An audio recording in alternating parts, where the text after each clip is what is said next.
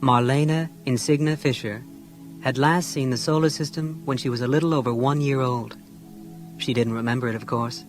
In all her 15 years of life, she remembered only Rotor. She'd always thought of it as a large world. It was 8 kilometers across, after all. Rotor went on, with its buildings, its parks, its farms, and mostly its people. It was the people Marlena liked least. The new census, they said, would show 60,000 of them on Rotor. Far too many. Every one of them showing a false face. Marlena hated seeing those false faces and knowing there was something different inside. As she got older, she could see the falseness more clearly, but it bothered her less. She had learned to take it for granted and spend as much time as possible with herself and her thoughts.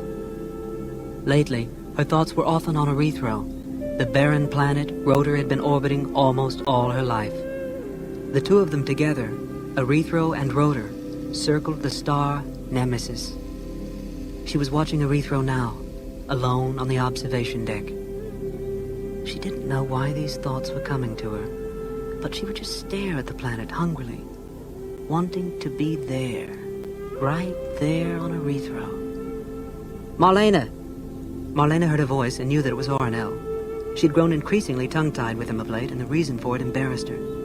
Oronel wasn't interested in Erythro, which was disappointing, but at 17 and a half, he had other things to think of.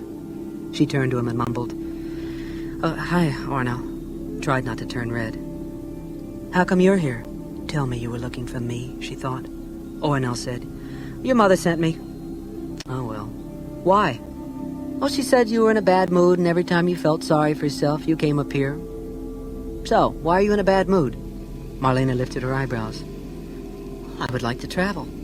Oronel laughed. "You have traveled, Marlena. You've traveled more than 2 light years. No one else in the whole history of the solar system has ever traveled even a small fraction of a light year, except us." She said, "Oh, but I was too young to remember. And we're never going back to the solar system." "Well, even if we don't, who cares? Earth is a crowded world. The whole solar system was getting crowded and used up. Anyway, come on, I can't stay here. I have things to do." Doloret. Marlena hated Doloret. Marlena knew just by looking at Oronel exactly how he felt about Doloret. Quite suddenly, Marlena wanted to hurt him, to find words to give him pain. True words, though. She wouldn't lie to him. She said, "We're never going back to the solar system. Earth is going to be destroyed." "Earth won't be destroyed right away. Maybe not for thousands of years. But it's going to be destroyed." She nodded solemnly, her face intense. "And nothing can stop it."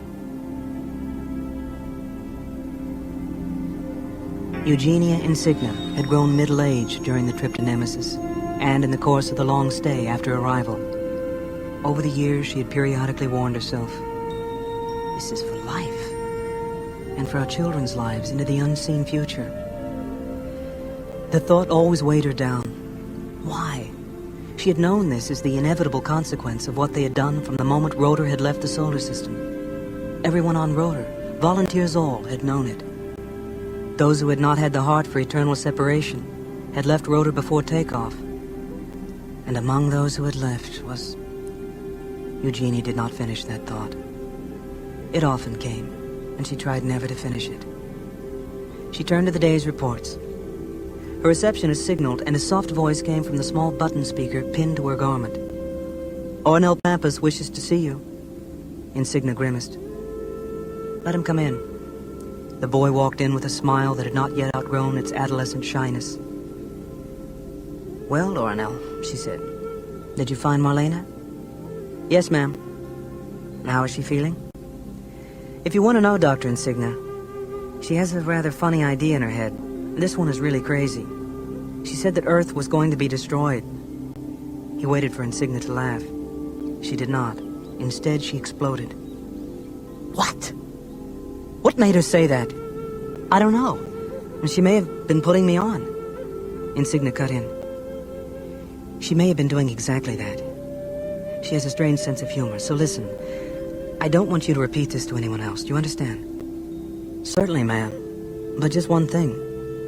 "What's that?" "Is Earth going to be destroyed?"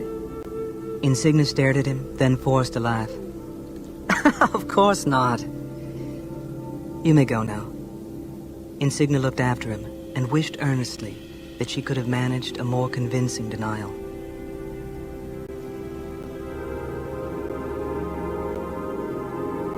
Janus Pitt made an impressive appearance, which had helped him in his rise to power as Commissioner of Rotor. He was tall, with a body that was still in good shape, despite the fact that he was 56. Pitt looked up and smiled as Eugenia Insignia entered, but felt the usual small surge of uneasiness. There was something always uneasy-making about Eugenia, even wearying. Thank you for seeing me, Janus, on such short notice. Come, he said. There's no formality between us. We go back a long way. Now, what's bothering you? Marlena, my daughter. Somehow, she knows about Nemesis and the solar system. How could she know? Unless you've told her. Insignia spread her arms helplessly. Of course I didn't tell her, but I don't have to. I don't know how it is, but somehow Marlena seems to hear and see everything. She's always been able to do it. Well then, she makes lucky guesses. Tell her she's wrong. But what if it's true, she asked. That's beside the point. Look, Eugenia, you and I have concealed this possibility for years. And it would be better if we continued to conceal it. She looked at him, shocked, unbelieving. Have you really no feeling for the solar system? For Earth? The world on which humanity originated? Yes, Eugenia. I have all sorts of feelings, but they're visceral and I can't let them sway me. We left the solar system because we thought it was time for humanity to spread outward. Our job is here. They stared at each other. Then Insignia said, with a touch of hopelessness, You'll talk me down again like you have for so many years. Yes. But you won't stay down, Eugenia. And you tire me. The first time should have been enough.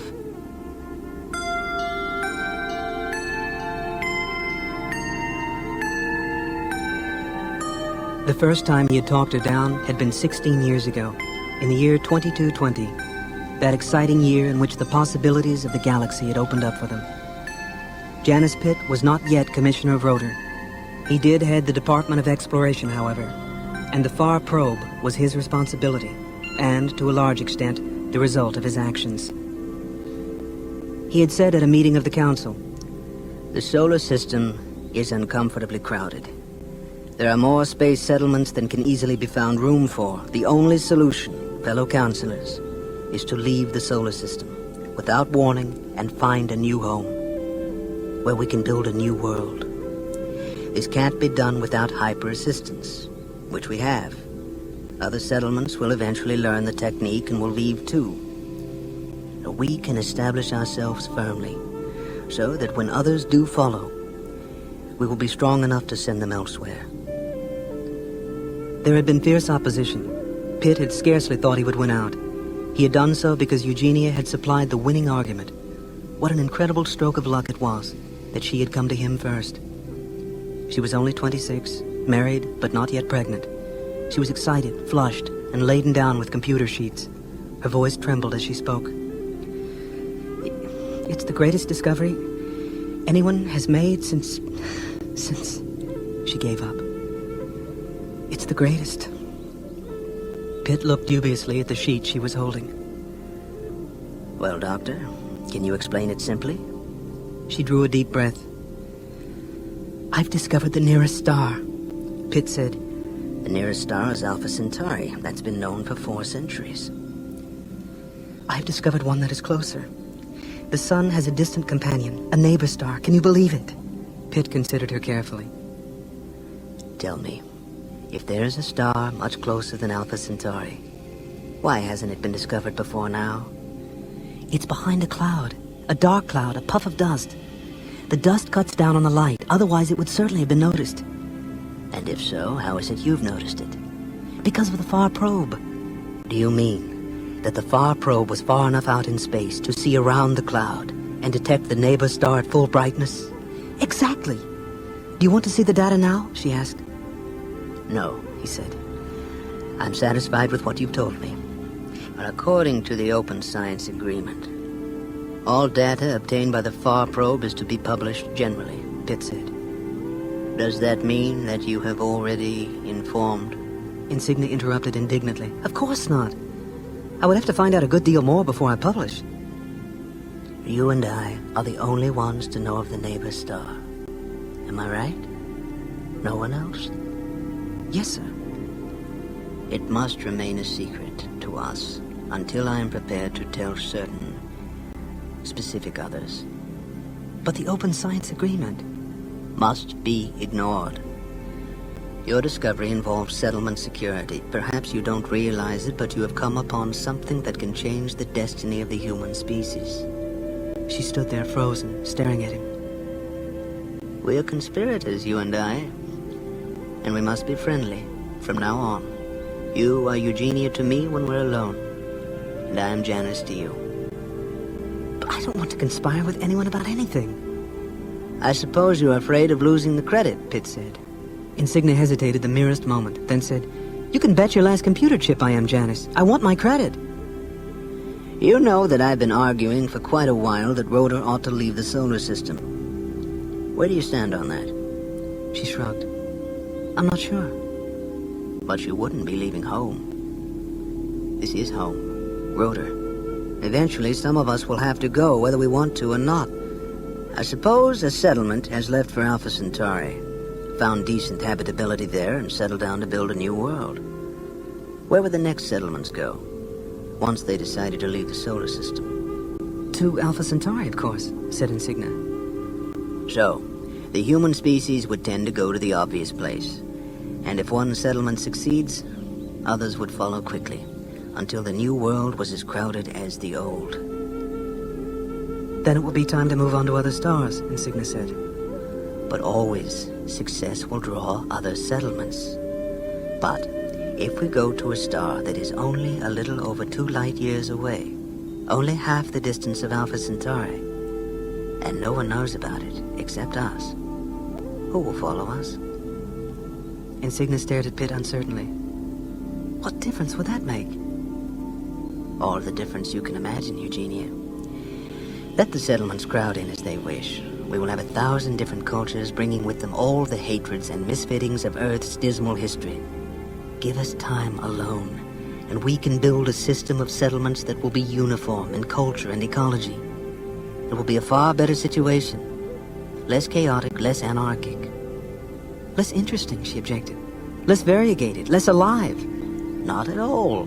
The different settlements will have their differences, but there will at least be a common base from which those differences will spring. And even if I'm wrong, surely you see that it's an experiment that must be tried. If we are given only 100 years to build our new society, we would be large enough and strong enough to make the others pass by, go on to other worlds.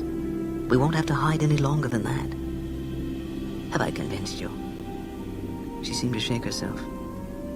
Not entirely. While you think about it, don't say a word to anyone about the neighbor star. Will you go that far at least, Eugenia? Yes, she said at last in a small voice. Then she fired up. One thing, though. I want to call it Nemesis. Nemesis? But why? There was a brief period of speculation back in the late 20th century about the possibility of a neighbor star for the sun. It came to nothing at that time. No neighbor star was found, but it had been referred to as Nemesis in the papers devoted to it. I would like to honor those daring thinkers. Nemesis. Wasn't there a Greek goddess of that name? An unpleasant one? The goddess of retribution, of justified revenge, of punishment, she said. And why would those old-timers have called it Nemesis? Something to do with the cometary cloud. They thought Nemesis, in its revolution about the sun, passed through the cloud and induced cosmic strikes that killed off large portions of Earth life every 26 million years. Pitt looked astonished. Really? No, the suggestion didn't survive. But I want Nemesis to be the name just the same. And I want it to go on record that I named it. I promise you that, Eugenia. Your star, your Nemesis, will be the first star, other than the sun itself, to shine over a human civilization that originated elsewhere. Pitt watched her leave and felt on the whole confident. And then, just as he might have relaxed in the glow of a golden future, he was shaken by a faint touch of horror that was utterly alien to him. Why Nemesis? Why name it for the goddess of retribution? He was almost weak enough to think of it as an evil omen. It was dinner time, and Insignia was in one of those moods when she was just a little afraid of her own daughter. Those moods had become more pronounced lately, and she didn't know why. Perhaps it was that Marlena increasingly seemed to be communing with thoughts too deep for speech. And sometimes the uneasy fear in Insignia was mixed with guilt, because of her too great awareness of the girl's physical shortcomings. Marlena was short and blunt. Thick without being fat, that was Marlena. Nothing graceful about her. There were her eyes, however, large and lustrously dark, with meticulous dark eyebrows that curved above them, long eyelashes that looked almost artificial. Still, eyes alone could not make up for everything else, however fascinating they might be at odd moments. Insignia asked, "What kind of day did you have, dear?" "A quiet one. I'm sorry you had to take the trouble to hunt me down." Insignia sighed. "But Marlena, I can't help but think sometimes that you're unhappy. You're alone too much." "I like to be alone." "You show no signs of happiness at being alone. There are many people who would like to be friendly, and you would be happier if you allowed them to be. Ornell is your friend." "Was. Today he was all wrapped up with Doloret." Insignia said, "You can't blame Ornell, you know. Doloret is his age." "Physically," said Marlena. "But she's a bubblehead. When he's a little older, he might find out what the really important things are." Marlena stared at Insignia quizzically. Then she said, "Come on, Mother." Insignia flushed.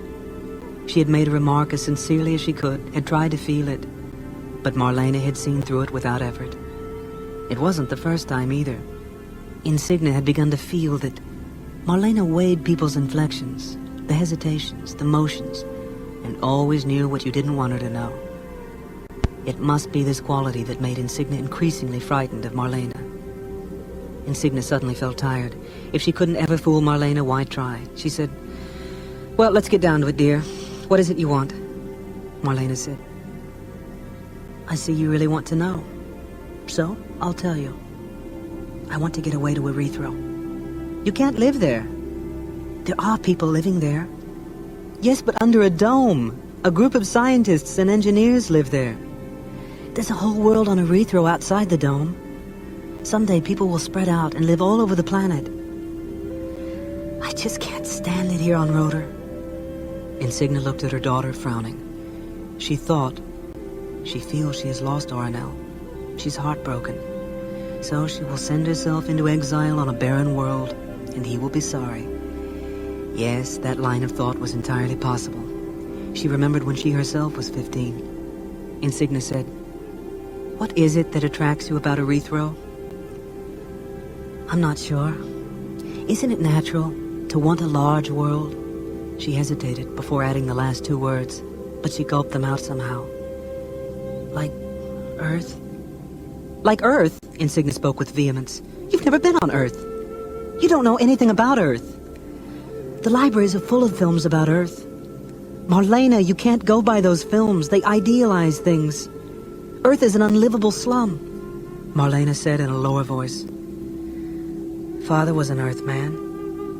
He didn't leave Earth, even though he might have." "No, he didn't. He stayed behind."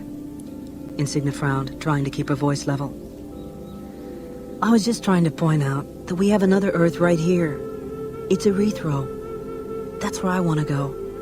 Insignia couldn't stop herself from saying, "So you want to break away from me, as your father did?" "Is it really true, Mother, that he broke away from you?"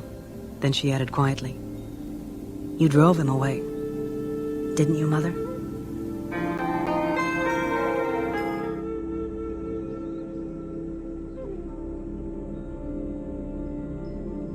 Badge of Infamy by Lester Del Rey. Chapter 1. Pariah. The air of the city's cheapest flophouse was thick with the smells of harsh antiseptic and unwashed bodies. The early Christmas snowstorm had driven in every bum who could steal or beg the price of admission, and the long rows of cots were filled with fully clothed figures. Those who could afford the extra dime were huddled under thin, grimy blankets. The pariah, who had been Dr. Daniel Feldman, enjoyed no such luxury. He tossed fitfully on a bare cot, bringing his face into the dim light. It had been a handsome face, but now the black stubble of beard lay over gaunt features and sunken cheeks. He looked 10 years older than his scant 32, and there were the beginnings of a snarl at the corners of his mouth. Clothes that had once been expensive were wrinkled and covered with grime that no amount of cleaning could remove. His tall, thin body was awkwardly curled up in a vain effort to conserve heat, and one of his hands instinctively clutched at his tiny bag of possessions. He stirred again, and suddenly jerked upright with a protest already forming on his lips. The ugly surroundings registered on his eyes, and he stared suspiciously at the other cots. But there was no sign that anyone had been trying to rob him of his bindle or the precious bag of cheap tobacco. He started to relax back onto the couch when a sound caught his attention even over the snoring of the others. It was a low wail, the sound of a man who can no longer control himself. Feldman swung to the cot on his left as the moan hacked off. The man there was well-fed and clean-shaven, but his face was gray with sickness. He was writhing and clutching his stomach, arching his back against the misery inside him. Space stomach, Feldman diagnosed. He had no need of the weak answering nod. He'd treated such cases several times in the past. The disease was usually caused by the absence of gravity out in space, but it could be brought on later from abuse of the weakened internal organs, such as the intake of too much bad liquor. The man must have been frequenting the wrong spacefront bars. Now, he was obviously dying. Violent peristaltic contractions seemed to be tearing the intestines out of him, and the paroxysms were coming faster. His eyes darted to Feldman's tobacco sack, and there was animal appeal in them. Feldman hesitated, then reluctantly rolled a smoke.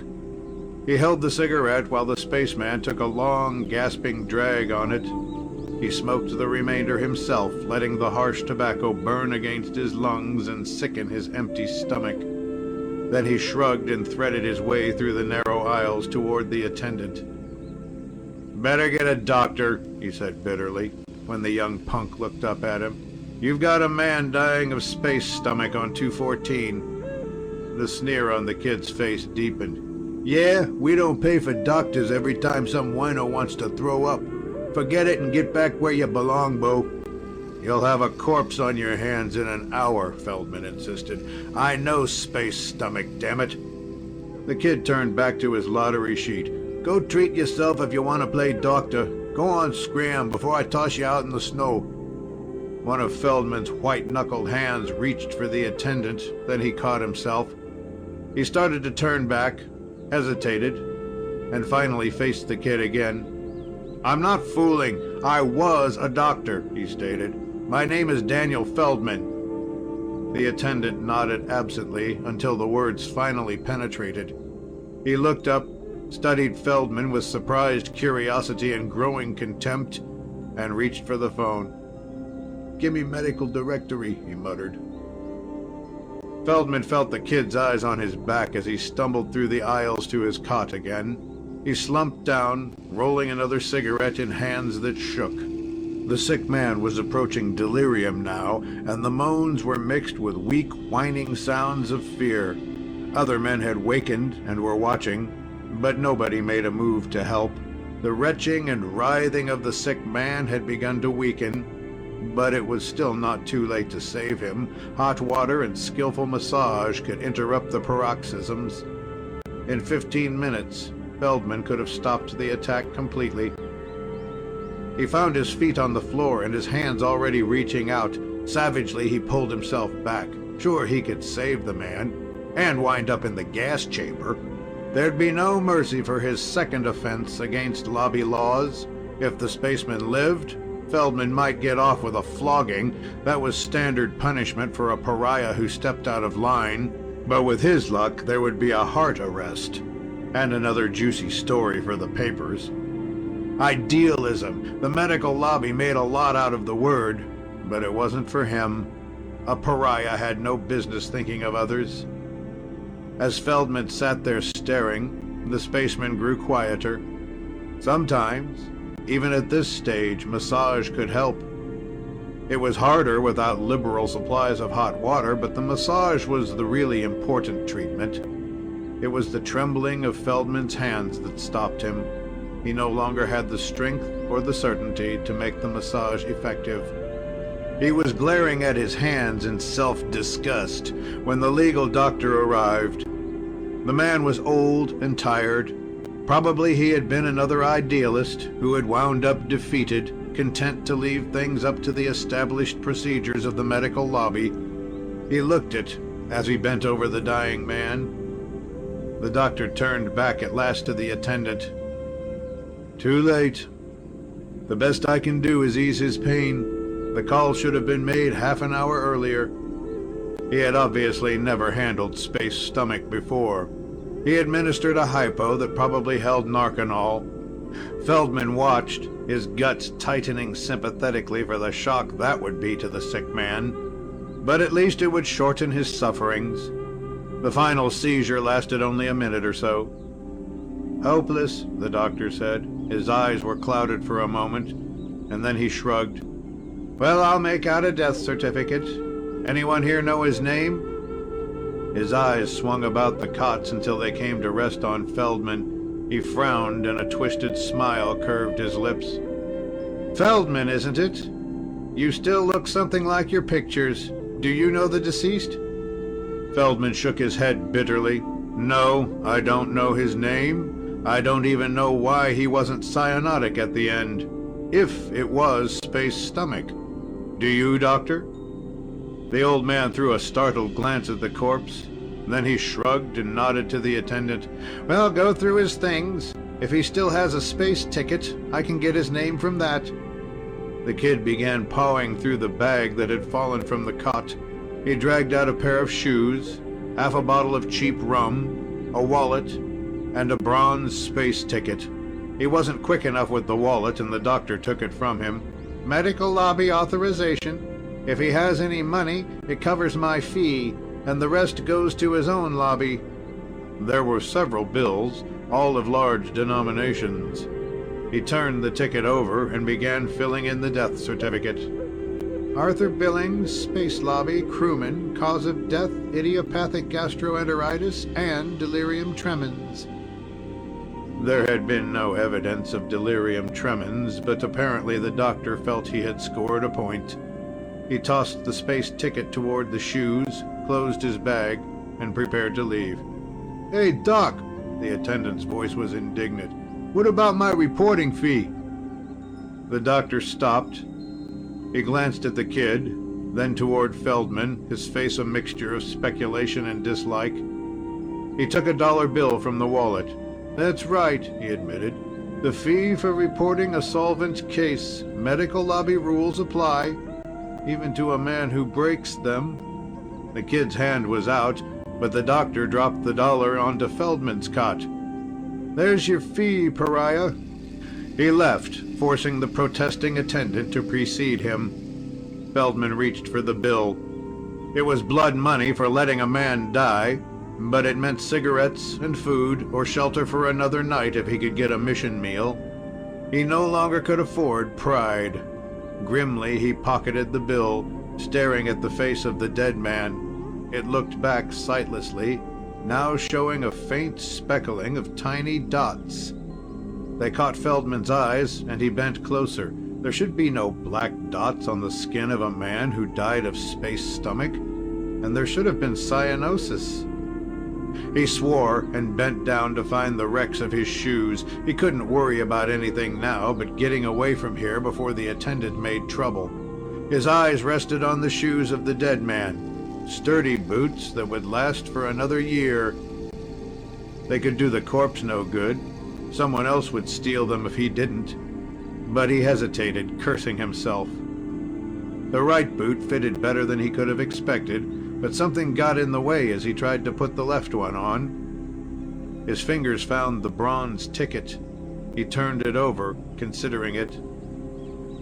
He wasn't ready to fraud his identity for what he'd heard of life on the spaceships yet, but he shoved it into his pocket and finished lacing the boots.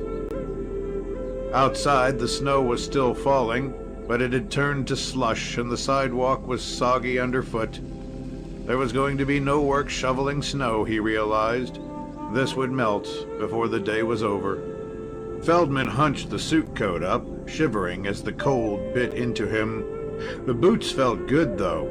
If he'd had socks, they would have been completely comfortable. He passed a cheap restaurant, and the smell of the synthetics set his stomach churning. It had been 2 days since his last real meal, and the dollar burned in his pocket. But he had to wait. There was a fair chance this early that he could scavenge something edible. He shuffled on. After a while, the cold bothered him less, and he passed through the hunger spell. He rolled another smoke and sucked at it, hardly thinking. It was better that way. It was much later when the big caduceus set into the sidewalk snapped him back to awareness of where he had traveled. His undirected feet had led him much too far uptown, following old habits. This was the medical lobby building where he'd spent more than enough time, including 3 weeks in custody before they stripped him of all rank and status. His eyes wandered to the ornate entrance where he'd first emerged as a pariah. He'd meant to walk down those steps as if he were still a man, but each step had drained his resolution until he'd finally covered his face and slunk off, knowing himself for what the world had branded him. He stood there now, staring at the smug young medical politicians and the tired old general practitioners filing in and out. One of the latter halted, fumbled in his pocket, and drew out a quarter. "Merry Christmas," he said dully. Feldman fingered the coin. Then he saw a gray medical policeman watching him, and he knew it was time to move on. Sooner or later, someone would recognize him here. He clutched the quarter and turned to look for a coffee shop that sold the synthetics to which his metabolism had been switched. No shop would serve him here, but he could buy coffee and a piece of cake to take out. A flurry of motion registered from the corner of his eye, and he glanced back. "Taxi! Taxi!" The girl rushing down the steps had a clear soprano voice, cultured and commanding. The gray medical uniform seemed molded to her shapely figure, and her red hair glistened in the lights of the street. Her snub nose and determined mouth weren't the current fashion, but nobody stopped to think of fashions when they saw her. She didn't have to be the daughter of the president of Medical Lobby to rule. It was Chris. Chris Feldman once, and now Chris Ryan again. Feldman swung toward a cab.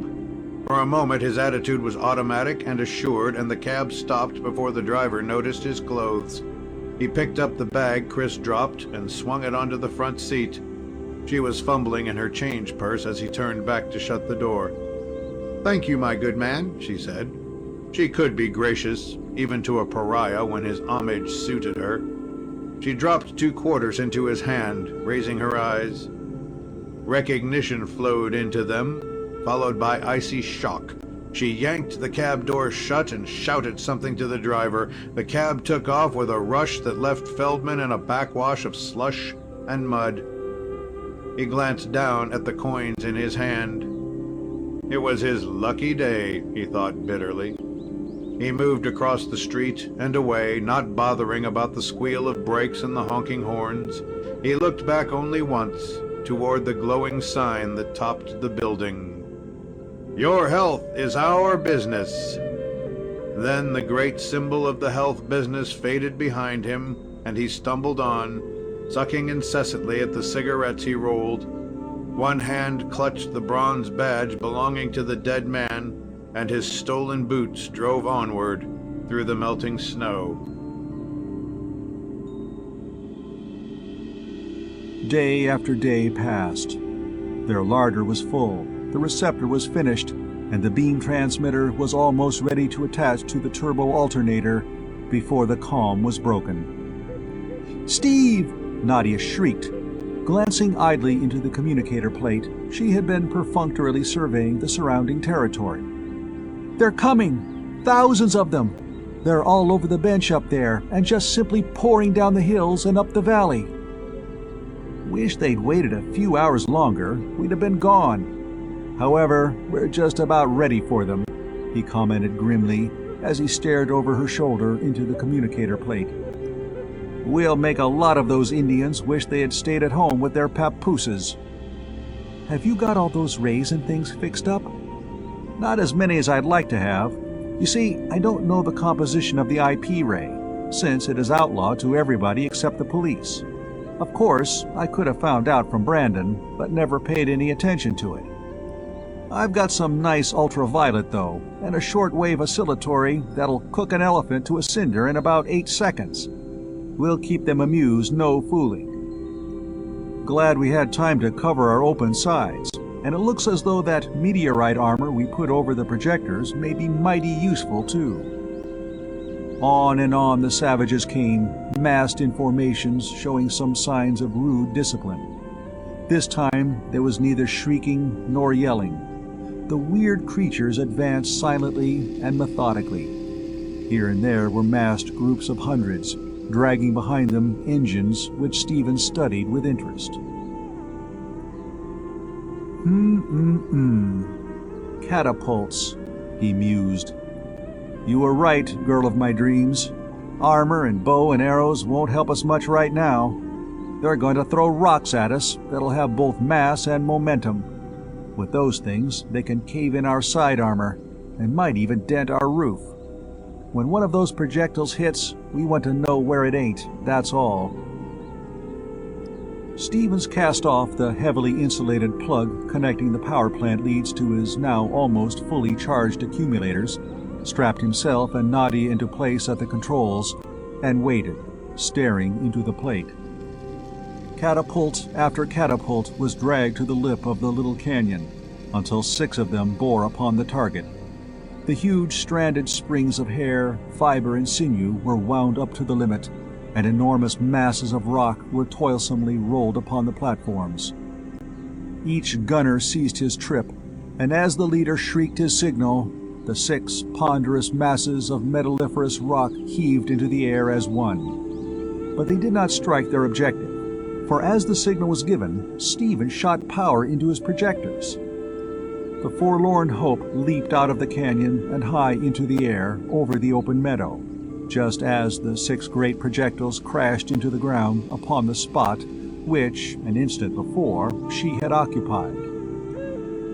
Rudimentary discipline forgotten, the horde rushed down into the canyon and the valley, in full clamor of their barbaric urgings. Horns and arms tossed fiercely, savage noises rent the air, and arrows splintered harmlessly upon steel plate, and the mystified and maddened warriors upon the plain below gave vent to their outraged feelings. "Look, Nadia, a whole gang of them are smelling around that power plug. Pretty soon, somebody's going to touch a hot spot, and when he does, we'll cut loose on the rest of them." The huge insulating plug, housing the ends of the 3 great cables leading to the converters of the turbo alternator, lay innocently upon the ground, its 3 yawning holes invitingly open to savage arms. The chief, who had been inspecting the power plant, walked along the triplex lead and joined his followers at its terminus. Pointing with his horns, he jabbered orders, and the 3 red monsters, one at each cable, bent to lift the plug, while the leader himself thrust an arm into each of the 3 contact holes. There was a flash of searing flame and the reeking smoke of burning flesh. Those 3 arms had taken the terrific no-load voltage of the 3-phase converter system, and the full power of the alternator had been shorted directly to the ground through the comparatively small resistance of his body. Stevens had poised the Forlorn Hope edgewise in midair, so that the gleaming, heavily armored parabolic reflectors of his projectors, mounted upon the leading edge of the fortress, covered the scene below. As the charred corpse of the savage chieftain dropped to the ground, it seemed to the six-limbed creatures that the demons of the falls had indeed been annoyed beyond endurance by their intrusion. For, as if in response to the flash of fire from the power plug, that structure so peculiarly and so stolidly hanging in the air came plunging down toward them. From it there reached down twin fans of death and destruction, one flaming and almost invisibly incandescent violet, which tore at the eyes and excruciatingly disintegrated brain and nervous tissues, the other dully glowing and equally invisible red, at the touch of which body temperature soared to lethal heights and foliage burst cracklingly into spontaneous flame. In their massed hundreds, the savages dropped where they stood, life rived away by the torturing ultraviolet, burned away by the blast of pure heat, or consumed by the conflagrations that raged instantly wherever that wide-sweeping fan encountered combustible material. In the face of power supernatural, they lost all thought of attack or of conquest, and sought only and madly to escape. Weapons were thrown away, the catapults were abandoned, and, every man for himself, the mob fled in wildest disorder, each striving to put as much distance as possible between himself and that place of dread mystery, the waterfall. Well, I guess that'll hold 'em for a while. Stevens dropped their craft back into its original quarters in the canyon. Whether they ever believed before that this falls was inhabited by devils or not, they think so now. I'll bet that it will be 600 Jovian years before any of them ever come within 100 kilometers of it again. I'm glad of it, too, because they'll let our power plant alone now. Well, let's get going. We've got to make things hum for a while. Why all the rush? You just said that we have scared them away for good. The savages, yes, but not those others. We've just turned loose enough radiation to affect detectors all over the system, and it's up to us to get this beam projector set up, get away from here, and get our power shut off before they can trace us. Snap it up, Ace! The transmitter unit was installed at the converters. The cable was torn out, and having broken the last material link between it and Ganymede, Stevens hurled the Forlorn Hope out into space, using the highest acceleration Nadia could endure. Hour after hour, the massive wedge of steel bore outward, away from Jupiter. Hour after hour, Stevens' anxious eyes scanned his instruments. Hour after hour, hope mounted and relief took the place of anxiety, as the screens remained blank throughout every inquiring thrust into empty ether. But they knew they would have to keep sharp vigilance. The galaxy is at war, but wars are won and lost in the shadows. To the galaxy at large, Jack March is a privateer of the interstellar kingdom of Kalaskar, and a former Iron Hand commando of the malevolent Final Consciousness. In truth, he is an alpha operative of the Silent Order, the most efficient and feared intelligence organization in human space. When there is a crisis, Jack March is the man to call. But there are many forces that wish to enslave or destroy humanity. And when a mission leads March to a lawless asteroid space station, he might be the only one left to stop those forces. 1. Orders. Jack March had traveled to 100 different worlds and spoken to a dozen different alien races, had fought on 2 different sides in a vast war, but no matter what he did, the pain in his shoulder never quite went away. Another man might have considered that an omen or maybe a sign from God, but he ignored the pain. The shoulder always hurt, and it wasn't supposed to hurt. Allegedly, the software interface ought to filter out any pain from the cybernetic arm grafted to his left shoulder. But nonetheless, the shoulder always had at least a mild ache. Sometimes he thought it was his punishment for leaving the cybernetic hell of the final consciousness for the Silent Order. But as punishments went, it was a mild one, so he endured it. The chiming of his ship's pseudo-intelligence woke him from a restless sleep. "Captain March," said the female voice with a crisp, cool Kalaskran accent. "We are approaching the terminus point of our hyperspace tunnel. Advise that you proceed to the flight cabin at once." "Right," said March, grimacing at the ceiling of his cabin above his narrow bunk. He had just about given up attempting to sleep anyway. "Time." 10 minutes, said the cool female voice. "Thank you," said March, getting to his feet. He rubbed his face with his right hand, the stubble rasping against his palm. "Time for a shave." "No, better head to the flight cabin." Never knew when something would go wrong coming out of hyperspace.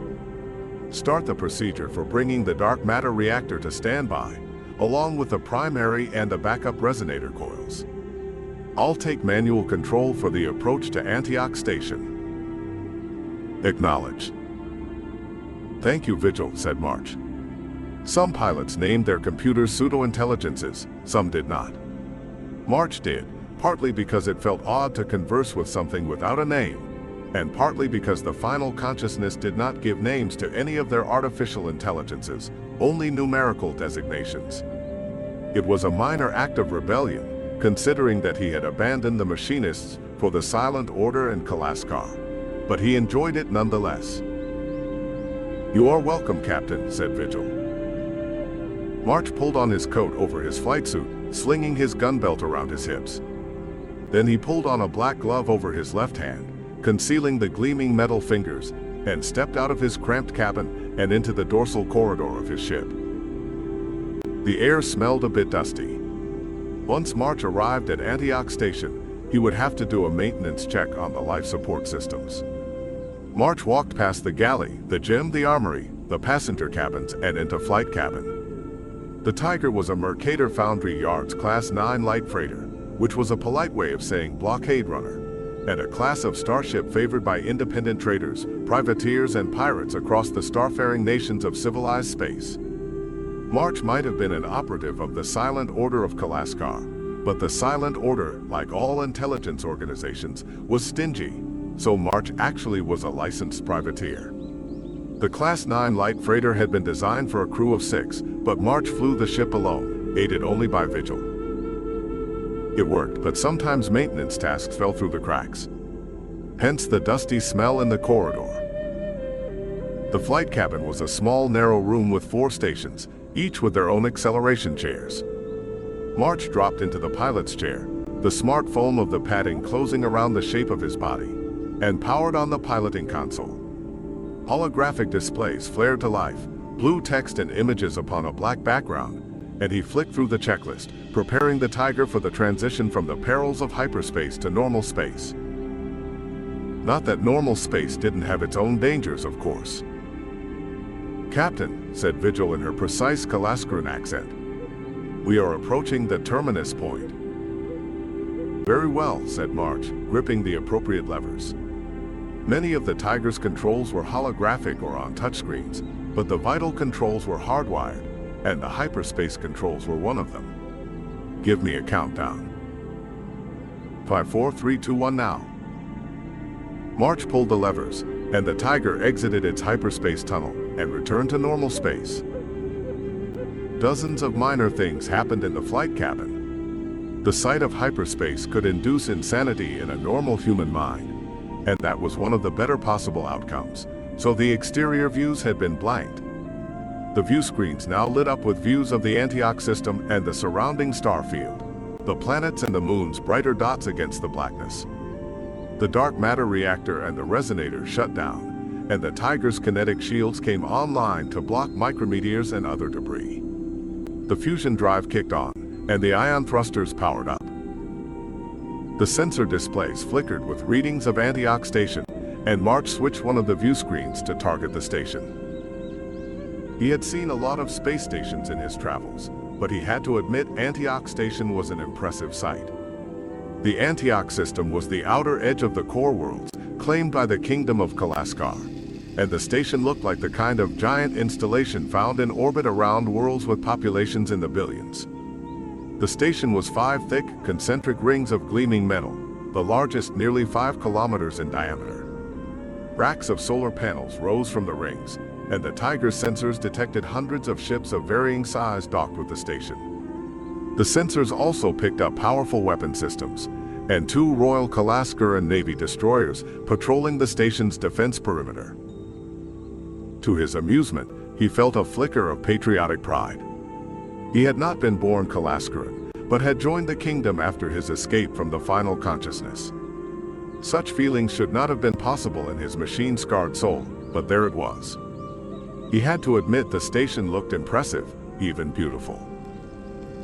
Certainly, nothing the cybernetic slaves of the final consciousness built looked anywhere near as graceful. One of his displays lit up as a traffic control officer from Antioch Station hailed him. March responded and fed his credentials and ship registration into the computer.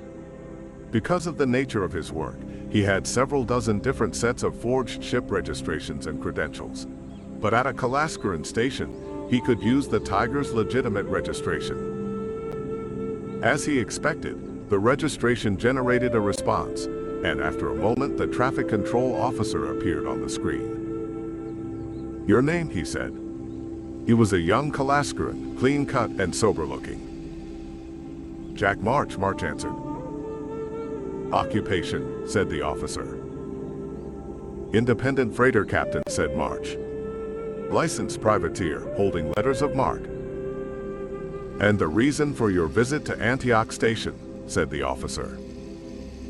"Stopover for supplies," said March, which he supposed was true enough. "I plan to head to the outer colonies and the asteroid mines. They are always looking for freighter space. I can pay for my supplies with hard currency, no credit." "Any cargo to declare?" said the officer. "None," said March. "Very good, Captain March," said the officer. He worked on something off-screen for a moment. "You are hereby assigned to dock at Airlock 37 on Ring 3. That will be tight for a Class 9 Mercator Yards runner, but you should be able to manage it. Standard docking fees. Any questions?" "None," said March. "Welcome to Antioch Station, Captain March," said the officer. "Remember that Antioch Station is sovereign territory of the Kingdom of Kalaskar, and the law of the kingdom applies here. Have a pleasant stay." The screen went dark. Antioch Station loomed larger on the central display, with Airlock 37 flashing on Ring 3. "Manual control, Vigil," said March, flipping a series of switches and gripping the flight yoke. "Are you certain, Captain?" said Vigil. "It will be a precise docking maneuver." "I know," said March, using the ion thrusters to ease the Tiger towards Ring 3, one of the Kalaskaran destroyers passing overhead. "That's why I'm doing it. Best to stay sharp." "Is that why you spend all that time in the gym with the gravity dialed up?" said Vigil. "Precisely," said March. "I'm in a dangerous business. Skills can't be left to rust. Stay quiet so I can concentrate." He set the Tiger on a vector towards Ring 3. A kilometer from the station, he cut the fusion drive, taking the ship in with just the ion thrusters.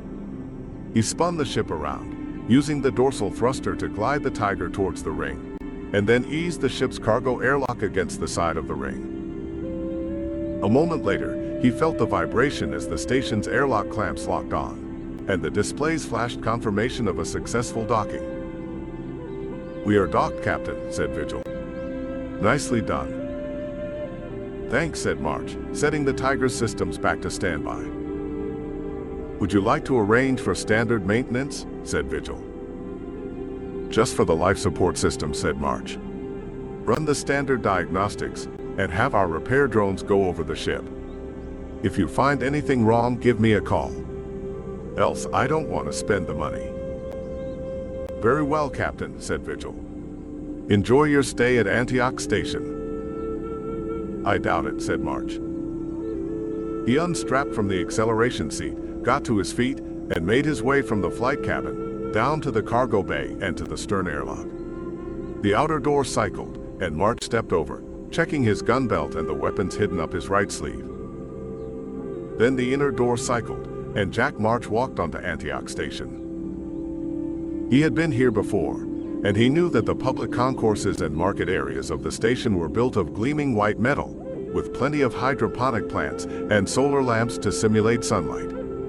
Alas, Airlock 37 on Ring 3 did not share such luxuries. The chamber beyond the airlock was built of dull gray metal. Instead of a welcome officer or robot, a computer screen on the wall cycled through a slideshow, displaying a listing of the station's businesses and advertisements for ship repair and supplies. March walked past it without looking and stepped into the corridor beyond. The long corridor ran the length of Ring 3, with regular archways leading to the other airlock chambers and cargo bays. He expected the corridor to be deserted. He did not expect 3 men to be waiting for him. All 3 looked tough and dangerous and stood as if they knew how to handle themselves in a fight.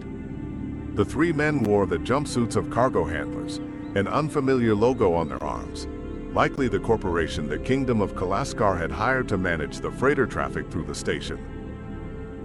The man in the center did not look like a cargo handler. He had the lean, tight build of a competent fighter, and a thick scar went down the left side of his face, turning his lip into a permanent sneer. Unlike the others, he wore a brown coat over his cargo handler's jumpsuit, one hand resting in his hip pocket. All 3 men moved to block the corridor, and the man in the center offered a friendly smile, though the scar ruined the effect. "Welcome, Captain," said the man in the brown coat.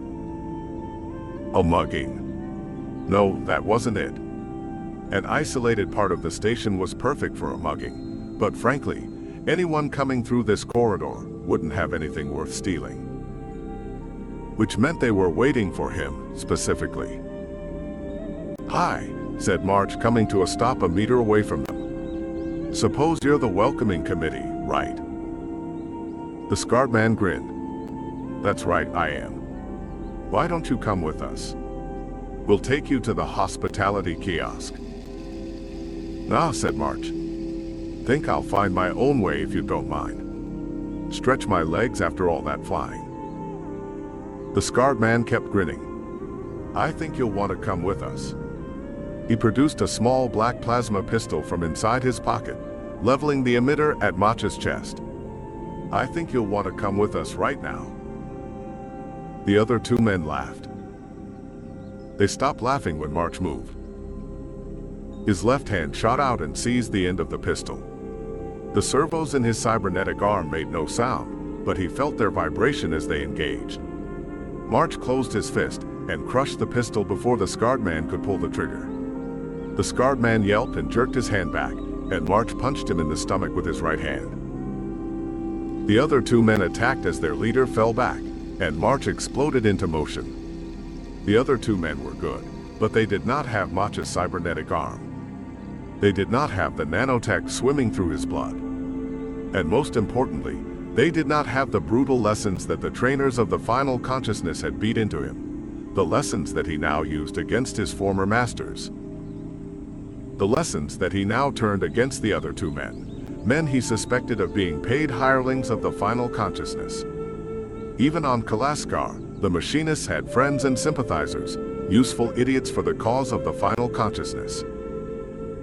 And if there were useful idiots on Kalaskar itself, why not on Antioch Station? One of the men produced a knife, and March caught it in his left hand, his fingers crushing both the weapon and the man's hand. The man screamed as his fingers snapped, and March kicked him in the knee and sent him sprawling. The 3rd man punched, and March parried with his right hand, ducked under a second blow, and kicked the man from his feet. For a moment his enemies were stunned, and March considered his options. The logical solution was to kill all 3, and March drew his gun from its holster. Yet killing them was more risk than it was worth. He had spotted a security camera in the ceiling a few yards down the corridor, and Antioch Station was a law-abiding place. March couldn't trust that his attackers had been smart enough to disable the cameras. If he shot them all, he would be arrested, and he would have to invoke the authority of the Silent Order to deal with the matter. That would annoy his superiors to no end. The only thing Censor hated more than a mess was official attention from the other authorities of the kingdom. The whole point of the Silent Order was to remain silent and unseen. March considered interrogating his attackers to learn more, but discarded that idea. There wasn't time to do it properly, and he doubted he could find a location free of security cameras on short notice. All three men stared at the emitter of his pistol. "Wallet," said March. "On the deck now. If you're professionals, I'm sure you know the routine." They reached into their pockets and dropped their wallets on the deck. Two of the men looked sheepish. The man with the scarred face was cold and calm and collected, his eyes boring into March as if marking him for future vengeance. Maybe it would be better to just shoot him now. "On your feet," said March, gesturing with his gun. The men got to their feet. "Turn around and run as fast as you can while counting to 1,000. When you get to 1,000, you're done. Go." The men ran down the corridor, boots thumping against the deck. March stooped and picked up their wallets. He supposed they could call the station authorities and claim that he had mugged them, but then he would have the authorities pull the video from the camera, proving that they had attacked first. No, if they came after him again, they would choose a different avenue of attack. He tapped the collar of his jacket, where he had clipped a microphone paired to his phone. "Vigil." "Captain," said the pseudo-intelligence. "Maximum security on the ship," said March. "Some machinist goons just tried to mug me. Not sure if they're true believers or hired help." "Any identification?" said Vigil. "Yeah," said March. He flipped open the wallets. Some credit notes, which he claimed for himself. There were ID cards, which he was sure were fake. Nonetheless, he pulled out his phone and ran the camera lens over them, sending the images to Vigil and the Tiger's computer system. "Run these through our database and see if you find anything." "Acknowledged," said Vigil. With that, March pocketed the wallets and decided to use their money to buy himself lunch while he waited for his call. March strode down the corridor until he found a lift heading from Ring 3 to Ring 1. He stood with a crowd of bored-looking cargo handlers and various Starship crewers until the lift came to a halt. His gloved left hand drew a few stares, but no one commented. Cybernetic replacements were common, since even the best medical science sometimes could not keep the immune system from rejecting cloned limbs. But given how many wars Kalaskar had fought against the final consciousness, those with cybernetics tended not to flaunt them while within the systems of the kingdom. Especially those who, like March, had once been part of that final consciousness. Sometimes, if he closed his eyes, he could still imagine the thunderous chorus of the final consciousness filling his thoughts, bestowing him with certainty and purpose and direction. March hated lifts. They gave him too much time to think. Finally, the lift deposited him on Ring 1. The outer 3 rings of the station were for docking and cargo. The second ring housed industrial workshops, power plants, weaponry, shields, and other station utilities. The inner ring housed lots and lots of shops. March emerged from the lift and entered one of the commercial concourses of Ring 1. It looked like a massive 3-story mall, with balconies running along the walls. Most of the businesses catered to the crews of the ships that came and went from Antioch Station: repairs, supplies, upgrades, weapons, and restaurants. Screens mounted here and there displayed films from the Ministry of Information, showing a pretty woman in a dark jacket discussing the history of Kalaskar, while arguing that a parliamentary monarchy like the kingdom was the best system to prevent both anarchy and tyranny. A church of the Royal Kalaskaran Church occupied part of the second level, and despite the time of the day, there were already many worshippers. March had no doubt there was a well-regulated and licensed brothel tucked away in a discreet part of the station, but he had no wish to visit one. He made for one of the cheaper restaurants. Kalaskaran nobles and naval officers preferred to dine at more formal restaurants, that followed the rigid manners of the kingdom's upper classes. The restaurant that March chose was a bar that happened to serve food. The air was heavy with cigarette smoke, the filters in the ceiling giving off a loud whine as they struggled to keep up. Crewers and enlisted men sat at the tables, eating and drinking and laughing. Over the bar hung a picture of King Alexander XVI of Kalaskar, and if anyone offered the king an insult in a place like this, the offender would be lucky to escape with nothing worse than broken bones.